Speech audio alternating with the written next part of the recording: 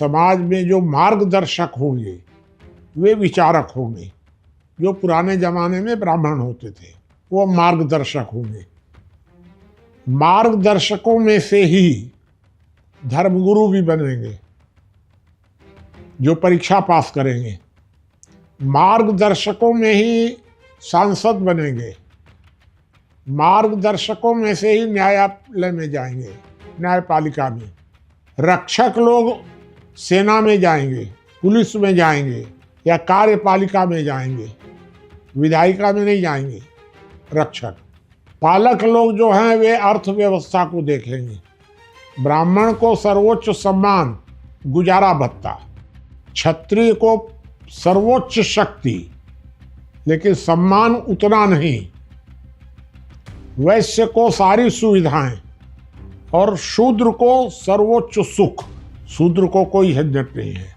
शूद्र माने आराम से सोएगा, उसको कोई चिंता नहीं रहेगी किसी बात की। ये तीनों को चिंता रहेगी। तो चारों का काम अपना अलग अलग होगा योग्यता अनुसार। लेकिन ये बहुत दूर की बातें हैं, तात्कालिक नहीं है ये। इसको आप यूटोपिया भी कह सकते हैं दिमाग में। गरीब और अमीर के बीच की जो खाई है वो अमीर लोग पहले दूर करते थे। अब तो सारा काम सरकार ने ले लिया।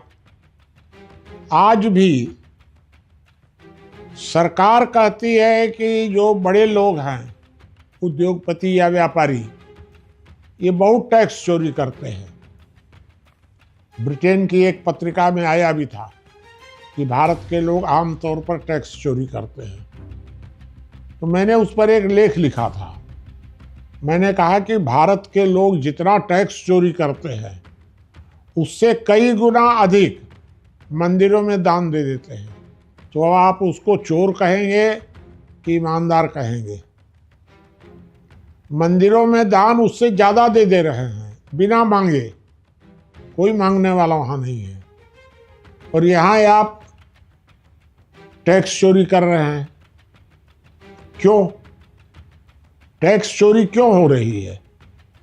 क्योंकि मंदिरों पर लोगों को विश्वास है, सरकार पर विश्वास नहीं है। अब सरकार इतना पत्रकारों को पैसा दे रही है, क्या जरूरत है पत्रकारों को पैसा देने के लिए? अपना प्रचार कराने के लिए। अरे कुछ करना ही जब तुमको नहीं है तो क्या मतलब है? ये काम करोगे तो अपने आप प्रचार होगा जनता के बीच में। दिए जा रहे हैं एकदम से अनाप शनाप पैसा बर्बाद कर रहे हैं। न्यायपालिका पर इतना पैसा बर्बाद हो रहा है बिना मतलब का। तो आप खाली टैक्स लगाते जाइए और पैसा बर्बाद करते जाइए। सरकारी कर्मचारियों पर वेतन आप बढ़ाए जा रहे हैं उनका। क्या जरूरत है इतना सब करने की? अपना भी आप मनमाना नेता लोग खर्च कर रहे हैं। इसलिए इन पर अमीरों को विश्वास नहीं है, सरकार पर। धर्म पर ज्यादा विश्वास है। पुराने जमाने में अमीरों को विश्वास था, इसलिए सरकार को टैक्स भी देते थे और खर्च भी करते थे। ये दोनों का अंतर था। अगर समाज पर छोड़ दिया जाए तो जरूर लोगों के अंदर में बदलाव आएगा, सरकार अगर दखल न दे तो। अमीर लोग क्या करते हैं? पैसा इकट्ठा करते हैं। जब इकट्ठा हो गया बहुत तो दान दे देते हैं। तो दान, भीख, ये सब तो हमेशा चलता रहा है, चलने दीजिए अभी भी। अगर कोई अक्षम होगा तो भीख मांग करके गुजारा कर लेगा। आपको क्या उसमें दिक्कत है? समाज की व्यवस्था को समाज को चलाने दीजिए।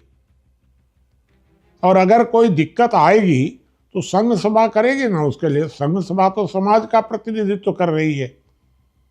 राज्य अलग हो गया, संघ सभा अलग हो गई। करने दीजिए उसको अपने हिसाब से सब। तो इसलिए सरकार इसमें से दखल मत दे एकदम। और पूंजी व्यापार को एकदम खुला छोड़ दीजिए टोटल। भ्रष्टाचार खत्म हो जाएगा आपका, व्यापार तरक्की कर जाएगा, उत्पादन बढ़ जाएगा, निर्यात बढ़ जाएगा, आपका आयात घट जाएगा, सब हो जाएगा।